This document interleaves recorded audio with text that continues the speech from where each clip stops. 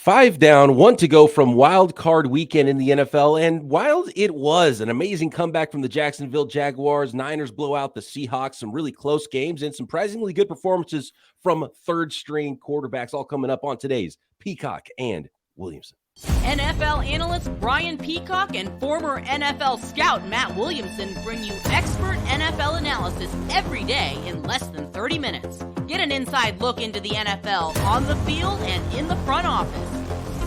With elite breakdowns, next-level analysis, and in-depth information only for the real NFL fans.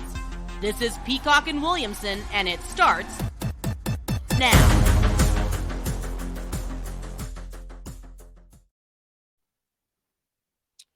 Welcome to the Peacock and Williamson NFL Show. Brian Peacock alongside Matt Williamson at BD Peacock at Williamson NFL. Thanks, everybody, for making us your first listen here on the Locked On Podcast Network, your team every day. Today's episode of P&W is presented by Prize Picks. Prize Picks is daily fantasy made easy. Pick 2 to 5 players. If they score more or less than their Prize Picks projection, you can win up to 10 times your money on that entry. First-time users can receive a 100% instant deposit match up to $100 with promo code Locked On. That's prizepicks.com, promo code Locked On.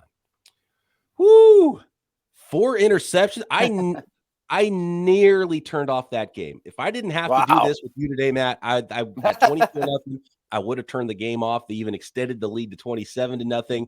A late score in the first half was huge for Trevor Lawrence and the Jacksonville Jaguars, overcoming 4 interceptions. And what a colossal, on one hand, what a great comeback. On the other hand, what a colossal collapse by the Los Angeles Chargers on Saturday night. Unbelievable. And one thing I want to say, just as an overview of the super wild card weekend, is often last week, I kind of questioned the NFL a little bit. You know, like, boy, these games aren't going to be very good. There's no Tua, there's no Lamar. You know, yeah, I'm going to watch them all, but this is just like a normal week 12 type of slate. Well, I was wrong. I mean, all these games end up being really, really good, with your exception of, the Niners, which we'll get to here in a minute. But this was an epic, unbelievable, historic game. And and Lawrence obviously is the story. It's not all him. I didn't think he was really bad in the first half. Don't get me wrong, but he was also very unlucky. And, I'm sure we'll get to Coach Staley at some point, but he schemes up some exotic defensive stuff that certainly had Lawrence and the coaching staff scrambling early. But he's such an even-keeled guy, that I really believe that he doesn't get too high, doesn't get too low. That's a tremendous trait for a young quarterback. No doubt. In fact, I think I just saw a stat from year 1 to year 2, the biggest leaps in passer rating, and he's second to only Terry Bradshaw in that regard from year 1 to year 2. And I think that's one of the most underrated traits for NFL quarterbacks is how cool you are under pressure. Mm-hmm. And for him to throw 4 interceptions, not fold, for the rest of the team to not fold, you got to point to Doug Peterson as well, the head coach of the Jacksonville Jaguars. But even in the second half and seeing them drive down the field and seeing some of the throws Trevor Lawrence was making, he was not worried about throwing another interception. No, he was throwing some tight window stuff. And that was huge. So Jaguars fans, I don't know how far the Jags are going to go in this, but you got to feel great right now if you're the Jaguars, and what a comeback for them. Yeah, they're way ahead of schedule. Distributed the ball to Ingram, Kirk, Jones. They all had at least 7 catches. ATN was a force as well, helped with some explosives. And I'm sitting there thinking, like, they're going to add Ridley to this mix next year, and maybe some more draft picks around him on the O-line and things like that. So this is very encouraging. The other side of the ball is disheartening. I don't know how to explain the Chargers. Heartbreaking for sure. And one other note I want to throw out there too. This was like the weekend of the tight ends. Gerald Everett, 6 for 109. Evan Ingram, 7 for 93. Like every game, tight ends went crazy. I don't know why that is, but it was an odd occurrence over the weekend. How about how much grief the Jaguars took for their free agent signings too? And those guys coming up big in this game. Ingram, you mentioned 7 catches for 93 yards and a touchdown, and looking really fast these days. He looks great. That connection is starting to work now for Trevor Lawrence and Evan Ingram. Christian Kirk, 8 catches for 78 and a touchdown. Zay Jones, 8 catches for 74 and a touchdown. So that was really important, too, to make sure they got some, even if they may be, quote unquote, overpaid. They showed up in the playoffs, and Trevor Lawrence got some guys to deliver the ball to, which was important for his development in year 2. Huge. I mean, remember last year he was, throwing to Treadwell and guys like that. I mean, we can blame the coaches all we want, but there was a bunch of receivers that couldn't get open too. I mean, he would have killed for Zay Jones last year. And I'll be honest, I thought they overpaid as well. The typical Jaguars in the offseason have to spend a little more than others. It's not the most pleasant destination before this year. And Zay Jones in particular, I'm like, boy, you're crazy going after Zay Jones for that money. But even like the Kirk deal after the fact, after the A.J. Brown contract and things like that settled, you just realize receivers are expensive now. And then you see the structure of the contract and you realize, okay, it's not that bad early. You could probably get out of it if it doesn't work out great. So you have to be, I don't want to say genius, but man, if that's all you could do to help your quarterback, you got to do it. It's so important. And we saw what it looked like in, say, Tennessee. You get rid of your star. Right. And then that makes your offense that much harder to I hope the Bears take notice. Like, go get DeAndre Hopkins or Mike Thomas or somebody that might be shot, but is still an NFL receiver, and then draft another one. You cannot have too many. Right. That's got to be what they do in the offseason. And we've seen it help for someone like Trevor Lawrence. I mean, I think it's pretty obvious at this point. You've got to surround your quarterback with talent. Speaking of quarterbacks and talent, Justin Herbert. Yeah, we got to talk Chargers a little bit. He's a really good player. This was not the best game, obviously, for the Chargers and Chargers fans. Shout out to our listener, Zach, who's a frequent tweeter into the show. And he's like, I can't even listen to you guys for a while. But then he came back around the next day after he slept on it. So, Zach, hope you're listening out there. We're going to talk about what's going to make this team better into the future. But, man, you've got to start to look at the coaching situation with the Los Angeles Chargers, right? With an epic collapse like this. And I think there were some people that questioned Brandon Staley's job status anyway this year, but making the playoffs made you feel a little bit like he was going to be pretty safe. But now a one and done in the playoffs, and there's so many things that happened this year that you can point directly at your head coach, and it felt that way last year too with the Chargers and Brandon Staley. I don't know if he's going to weather this storm. If you own the Chargers, is Brandon Staley in your office right now getting his pink slip? This is an interesting one because he did get this team to the playoffs. They played much better down the stretch. You can't overlook the Bosa, Slater, Williams, Herbert, Allen injuries, offensive line problems. I mean, he's not the only one that had a lot to overcome, but the Chargers had a lot to overcome this year. To his credit, he stopped going for it on every fourth down, no matter what, and acting like he's the smartest guy in the room mathematically. That being said, I was really hard on him for keeping all those starters in last week. And if he doesn't, do they win this game? No, none of us will ever know, but he would have Mike Williams, and I thought that was very foolish, very short-sighted. And I said it then. Deep down, I think Staley, as I alluded to start the show, is an exceptional defensive mind. Like, remember what he did to Tua in that passing game when they were humming, or what they did to Jacksonville in the first half here. But I think he's a coordinator. I mean, I think he's a high-end defensive coordinator, and I would love to get Sean Payton with Herbert. I mean, if I could make a move like that, almost no matter what the cost, I think you have to. And Chargers fans, I apologize. I don't think it's going to happen, though, because this is a frugal organization that doesn't want to pay Sean Payton $1 bazillion a year and still pay Staley. I mean, there's finances involved. By the way, speaking of LA coaches, Sean McVay did announce that he was coming back and will coach the Los Angeles Rams, but his ex-defensive coordinator was Brandon Staley. I wonder if they could reunite there and Staley could stay in Los Angeles if he does get fired. Maybe convince Aaron Donald to give it a shot again, and Stafford, and you know what I mean? Like, I wonder if Sean McVay, because there was a report like 2 days before he decides to come back that he was allowing his assistants to go look for other jobs. I wonder if that was like his passive aggressive way of just letting some assistants go, and he wanted a new assistant coaching staff. Yeah, but you stick around, Fred, and you, Johnny, you can go look for a job if you want. I won't miss you. By the way, I don't know if you saw this. Aaron Donald changed his Twitter profile. My son told me, former Los Angeles Rams defensive tackle, and then he changed it back once everyone noticed. Yeah. But that's not, you don't do that by accident. I never accidentally change my profile to throw in something like that. So No, right. very interesting there to keep tabs on. A lot going on in Los Angeles now, and both teams there in LA officially are into the off season now, with the Jaguars narrowly defeating the Los Angeles Chargers. All right, let's talk. One tiny little nugget though too Yes. is this is what happens when you don't have a running game. I mean, for the Chargers, I mean, they haven't run the ball well all year. They have a great back. Eckler only gets 13 carries in a game that you're dominating from the start. Like, that's a problem. I know you weren't doing it well, but you still got to eat clock and feed your horse, and run the ball a little bit. I want to continue that conversation actually as it pertains to the Buffalo Bills as well. Did get past the Dolphins. We've got Bengals, Ravens, Vikings, Giants moving on over the Vikings, and the 49ers, Seahawks next.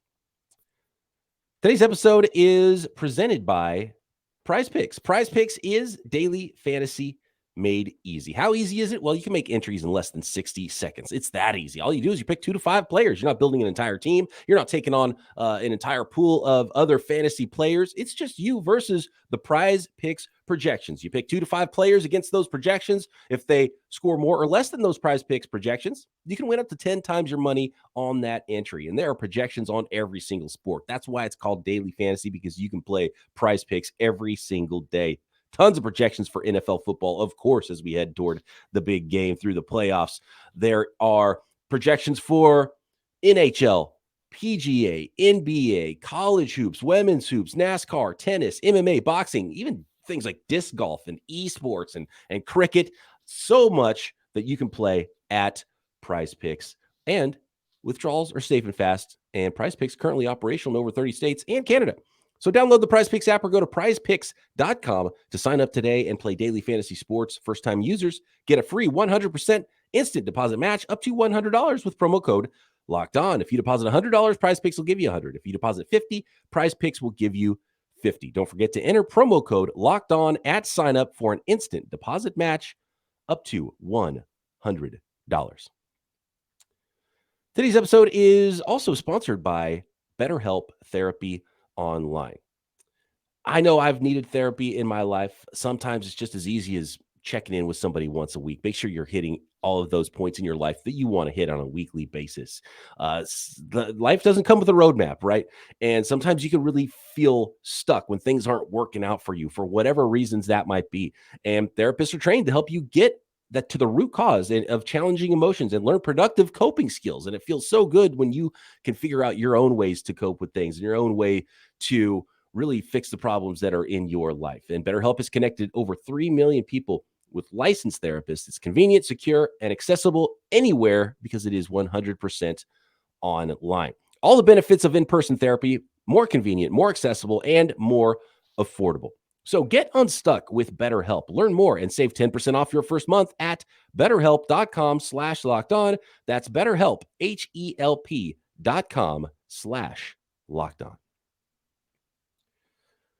It's funny. You mentioned how all the games were good except for the 49ers Seahawks, but even that game was close through first half into the third quarter of the game, and the Seahawks actually had a lead there. And then I think the big takeaway for me in this game is how quickly the 49ers were able to step on the gas and pull away from the Seahawks in the second half. The 49ers are a scary team right now. And I didn't know. It's funny because I think I said something like when I was talking to you, we were previewing this game, I thought, okay, this is either going to be that division opponent, familiarity, the first team to get a second crack at Brock Purdy. Pete Carroll's a good coach. This is either going to be a 3-point game or a 3-touchdown game. Well, it was kind of both. Yeah, right. It was a 3-point game, and then it ended up being a 3-touchdown game with the 49ers running away. And Brock Purdy was not playing great in the first half, but the defense playing pretty good, keep him in it, a couple of big plays. And then when you see that complementary brand of ball with the 49ers offense just rolling right now, they're putting up 30-plus points a game with that defense. There's just such a big margin for error for the 49ers right now. Yeah, and I think you and I, not today, probably not tomorrow, maybe this is a Wednesday, Thursday thing, have to have a serious Brock Purdy conversation because I'm not sure if he's good or not. I mean, you obviously are closer to the situation. We'll talk about him isolated maybe for a whole segment at some point this week.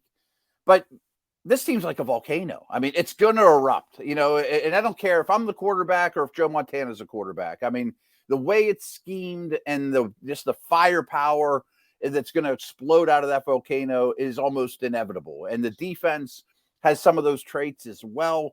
Like, I adore how this team is put together, in terms of in Shanahan's, perfect vision. I mean, this would be a great group of skill guys for anyone, but the way he sees the game is just perfect, and I've seen basketball comparisons in that, I forget who was saying it, and I don't know much about the NBA, but back in the day, Jordan could be the point, he could be the 2, he could be the 3, Pippen could as well. Like, you can make changes without substituting. McCaffrey splits out wide and Daboll lines up in the backfield and you run the same plays. Like, it's just so unbelievable. And they all are physical and nasty. It's not finesse. I mean, Bill Walsh should be proud. They used to call his West Coast, finesse. And then Roger Craig's high kneeing people through the, down the field and killing guys. So it's really impressive. And it's good for Seattle too, by the way. We'll talk about that. Yeah. With the 49ers, and you mentioned that there's so much positionless football and what they're able to do, and especially with the addition of Christian McCaffrey now, they made people forget they made a similar run last year, and they started the season kind of wonky, and they were below 500, and then second half of the year rattled off a whole bunch of wins and then went to the NFC Championship game. They're doing the same thing this year, except for they're getting a little bit better quarterback play, and they have extra weapons on offense. You have to play the 49ers straight up because they have McCaffrey and Daboll and Ayuk and Kittle. So you have to play them straight up. And if you play them straight up, they're beating you somewhere. And I think the fit with both, like, McCaffrey, what he can do, and what, Juszczyk even in his versatility, and Debo's versatility, and the way Brock Purdy plays quarterback, I think it all just really matches so well. And you can tell the confidence that Kyle Shanahan has in his rookie quarterback, because they came out throwing against the Seahawks. This is one of those games, and it was a little rainy, and you thought, okay, well, they're going to lean on the run game like they had in years past, where Garoppolo would attempt 6 passes in a game and they'd run for 250 yards and win a playoff game. That's not what happened here. They threw it a lot early and they threw it a lot late. Yeah, that's 100% true.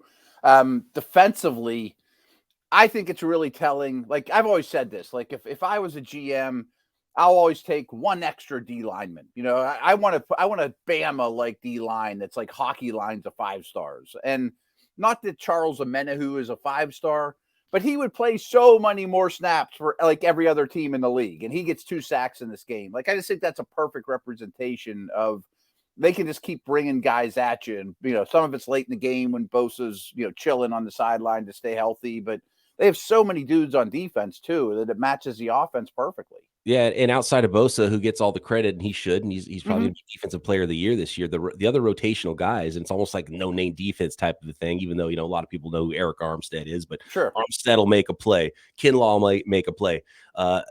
Amena, who you mentioned, has been really awesome for the 49ers and such an under-the-radar pickup for a 5th-round pick last year, and he's been really good, and he's a versatile player.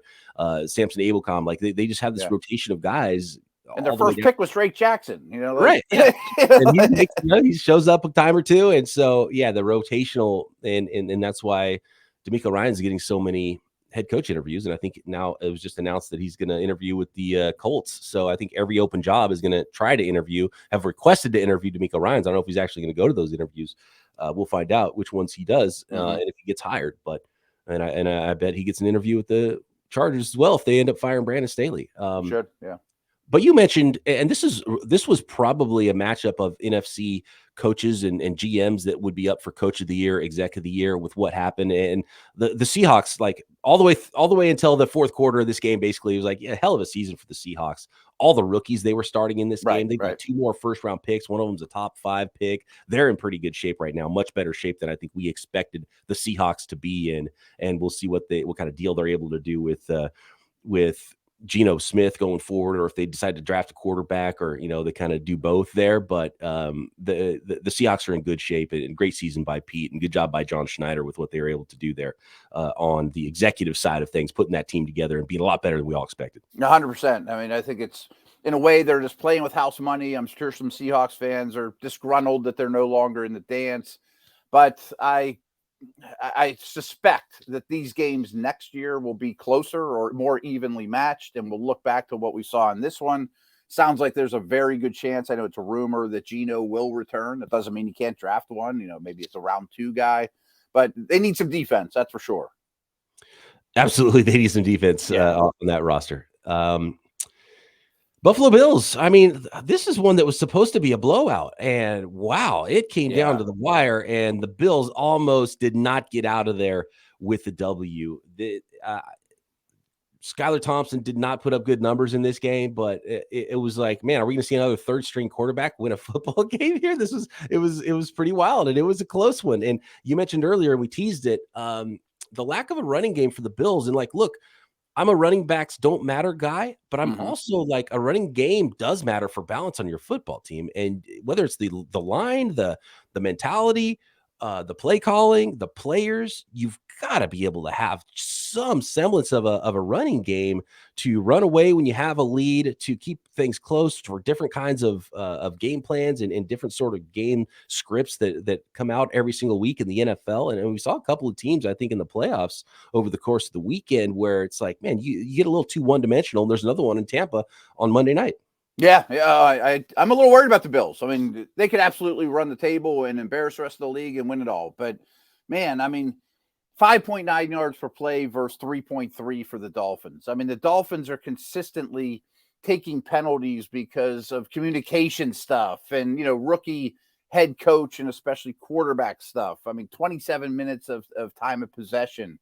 Miami scored, a non-offensive touchdown. I mean, so, like, Josh Allen is tremendous, and he had unbelievable highs, but he also makes mistakes in sort of a Favrean way too, And it was a good one. There's those weird moments that have been, I think, popping up a little too often from Josh Allen, and I don't know exactly what that is, but something that he's maybe reverting back to some old bad habits. But I mean, when Skylar Thompson, the third string quarterback for the Dolphins, is out there 18 of 45 with a touchdown and 2 interceptions, right? You got to blow that team out. They had 42 rushing yards too. Yeah. Miami didn't have any run game either. Like, this shouldn't be that close. I mean, if you play like that against the Chiefs, you lose by 20.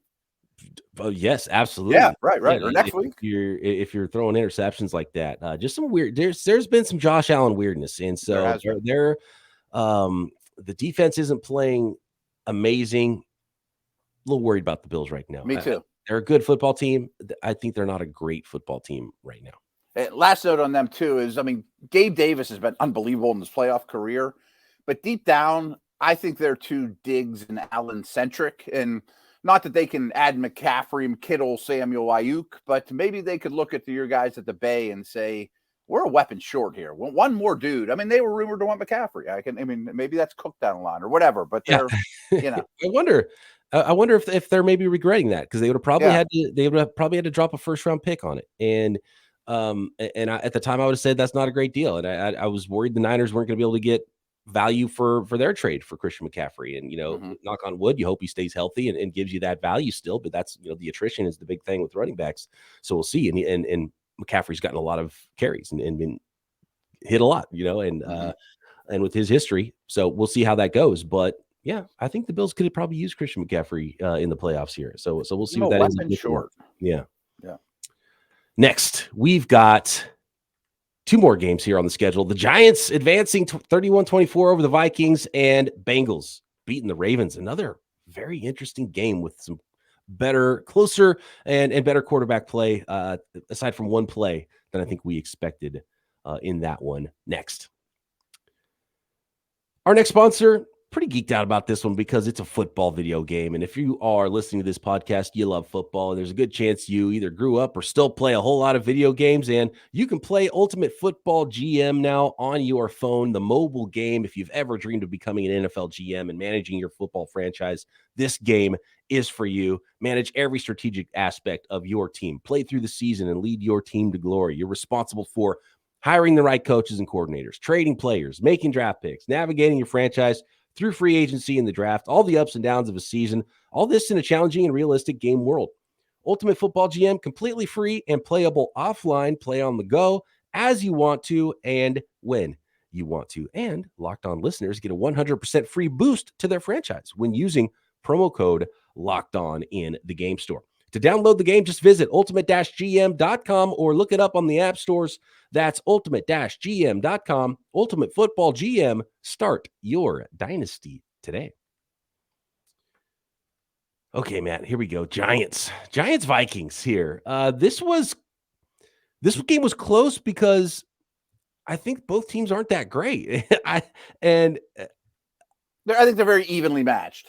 Exactly, which made for a good game, which means I don't think either team that won was going to go any further than the next game, which is now the Giants, and they will go play the Philadelphia Eagles here. 31-24 was the final. That Vikings defense was just bad, and we saw it during the season. I don't even know how they won 13 games, to be honest with you.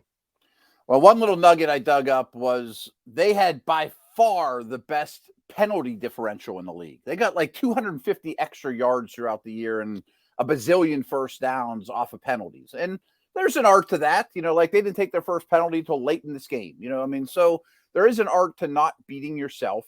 And I'm with you. I don't think either one of these teams are contenders, but two rookie head coaches have combined to win 22 games, including yesterday's game. Pretty darn impressive. And stick with the Vikings for a little. Their defense does need a lot of work. I'm not saying teams can take away Jefferson, but the Giants did a very good job of limiting the damage he can do. And I mentioned how it was a big tight end weekend. That's why you go out and get Hawkinson. So that's a nice piece in place. When you're seeing a lot of zone, Hawkinson's going to eat you up underneath, or a lot of too high like you saw in this game. Hawkinson's going to eat you up, and Jefferson will get his, but he can't be. It's hard for a receiver to do all the work.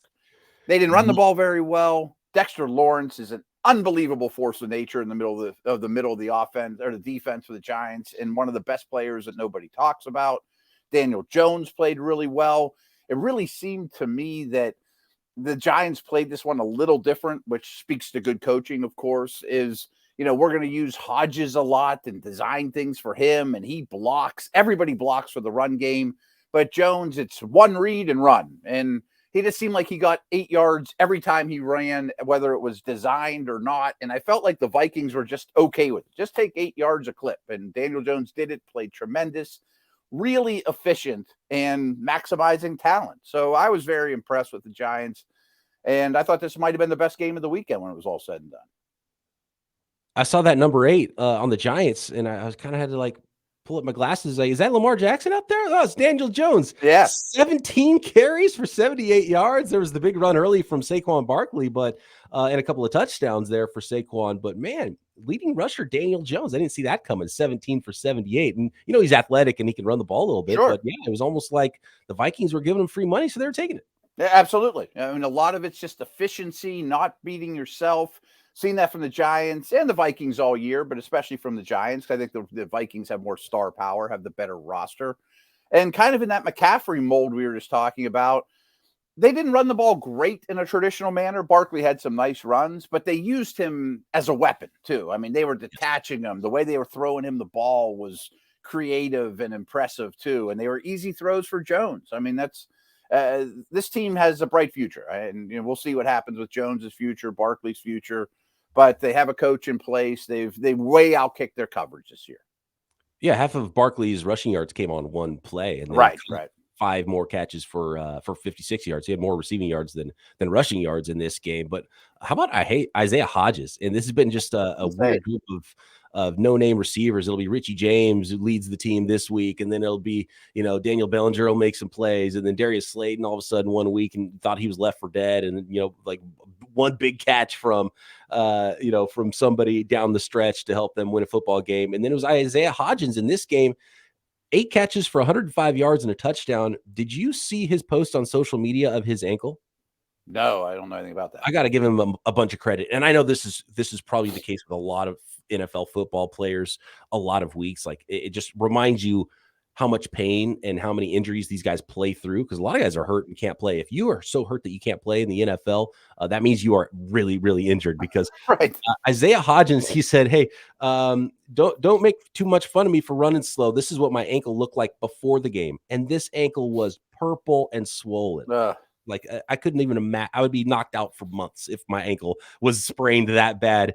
And he played on that. That was before the game, and he played on that ankle and went for 105 yards and a touchdown. So shout out to Isaiah Hodgins. Yeah, they played a great game, and I mean, I had a good conversation about Daniel Jones. Is he the answer or not? And I don't really know, but he threw to probably the least talented group of pass catchers in the league, or certainly in the playoff field. You know, I mean, Yes. what if he had Ridley or something? You know what I mean? Like, get him a I guy. mean, that's why you're talking about Coach of the Year candidacy for Brian Daboll, right? Because of, you know, Daniel Jones, how much he's gotten out of this team on offense with the lack of weapons, because that receiver group is, I think, maybe the only receiver group worse this year, and maybe it's not even worse, was the one in Chicago, and they've got the first pick in the draft. Yeah, I guess the Ravens, who we're going to talk to, is also in the conversation, but at least they have Andrews, you know? Right. More on the Vikings, what they need to do to turn things around in the off season, but a really good season there for both of those first-time head coaches. Big time, yeah. How about those Baltimore Ravens? 24-17 Bengals over the Ravens. They did win by a touchdown, and the difference was that goal line play. And I know the Ravens themselves. I mean, I'm sure it was a really tough flight. I'm sure all the Ravens fans out there are probably hurting more now than they thought they would be coming into a game, not having Lamar Jackson, because it was winnable, because they were that close. And the Sam Hubbard 99-yard fumble return for a touchdown, because they wasn't able to get the ball over the goal line there, and it got knocked out. And one person who was really upset about it was J.K. Dobbins, the running back. And after the game, he kind of let loose on offensive coordinator Greg Room and didn't name him by names, but he said Tyler Huntley should have never been in that situation. I believe I would have put that in the end zone again. So he was venting and pretty upset about not getting any carries there to plunge the ball in himself. And that one play was really costly for the Ravens, who kept this one close, and shout out to Tyler Huntley and the group for not getting blown out in a game where everyone predicted them to. Yeah, I thought they would as well. Typical AFC North football, though. I probably should have seen this coming. This is how the Ravens play. They don't really get blown out by anybody. We'll probably have a lot of Ravens talk later in the week. I mean, this Lamar stuff is bubbling over, but I thought Huntley played is better than I would have imagined, maybe the best I've ever seen him play. They ran the ball reasonably well. Dobbins is a difference maker for them. Andrews is a hard guy to deal with, but they're short on weapons. They have a real legit defense too, but I want to focus more on Cincinnati, and they have two big problems right now. Is their outside corners are an issue, which doesn't matter when you play the Ravens, but their right side of the O-line is backups, and then they lose their left tackle, and I don't think they fixed their O-line this offseason anyway. But boy, was Burrow impressive to me. I mean, he only threw for 209 yards, and boy, he took 4 sacks. But the 5 guys in front of him couldn't block, and he just got the ball out quick. They had no running game whatsoever. Another team that couldn't run the ball that maybe would have, sealed this thing earlier if you could just leaned on Mixon to put teams away. But I thought Burrow reinvented himself yet again with, the ability to read things, get the ball out of his hands. Nice win by the Bengals, but the Ravens aren't going to go quietly. Joe Burrow's so fun to watch because we talked about Trevor Lawrence being cool. I mean, like right now in the NFL, the most cool customer is probably Joe Burrow, and so accurate, and he's got weapons on the outside. It's fun to watch him throw the football. But yeah, like all these teams, there's a little something there. It's like, okay, well, I can see why this team there's this thing, and this team there's this thing. Yeah. And so that's what's going to make this really interesting going forward. We've got Bills and Bengals coming up. Right. The game that never really was. The game that never happened. We're going to get to see it now with, let's see what I got the schedule here somewhere. That is Sunday day game. So we've got Saturday, Jaguars at Chiefs is the early game. Then we've got Giants at Eagles Saturday night. And then we get the weird, I always forget about this and it throws me for a loop. They changed the timing up on Sundays, getting ready for Championship Sunday. So it's a noon Eastern start, or no, a 3 p.m. Eastern, noon Pacific start time for the early game Sunday, which is Bengals at Bills. And then the late game will be either the Cowboys or Buccaneers at 49ers, 3:30 Pacific at Levi's Stadium in Santa Clara. And how about that actually? A little extra couple days for the Niners get to play Saturday, and then they get to play the team from Monday night that has to travel to them. Yeah, I was thinking of that, but I was also thinking, boy, it's nice to be Philly and KC right now, too. You're watching some guys go down and that Bengals O-line taking some hits, and you just kind of get to relax a little bit and host a game next week. That's a nice perk, man. And for those guys that have ankles like Isaiah Hodgins, didn't have to play on the purple swollen ankles this week, and just that little extra bit of healing after 17 games. It's a marathon NFL season. You're right, though. I mean, I'm very few people ever get the luxury of doing this, but if you walk through an NFL medical area of the facility, it's like a MASH unit. I mean, it should be like Hawkeye should be in there doing doing stuff. I mean, it's brutal, especially late in the year. Like, how are these guys even walking to their cars? You see NFL players that are like prime players limping around all the time. Speaking of limping, last note here, Marlon Humphrey, Ravens DB, said everybody knew Lamar wasn't going to play. He's been limping around. They know he's not healthy. So I think there's been maybe more made of the Lamar holding himself out angle of this than and that's why it's nice to hear some of those things from the players, because like we mentioned earlier last week, that, you know, there's no agent leaking information about right. Lamar. So he had to come out and talk about it himself. And so hearing some players talk about the situation, I came away feeling a little bit better about that Baltimore offseason with their ability to maybe do something with Lamar Jackson. He was legitimately hurt and he wasn't going to be able to play. But there's still some. It's going to be one of the biggest topics of the offseason, no doubt. Absolutely. It's going to be huge. And there's still some hurdles left there with Lamar and those Baltimore Ravens. All right, divisional rounds. Let's do a Ravens segment and a Purdy segment Wednesday, Thursday, something like that. Yeah, I like that. Yeah, right. Absolutely. We'll tease that. And for tomorrow, of course, we will be breaking down everything that we see on Monday Night Football with the Dallas Cowboys and the Tampa Bay Buccaneers to set that divisional schedule. Matt and I back tomorrow right here, Peacock and Williamson.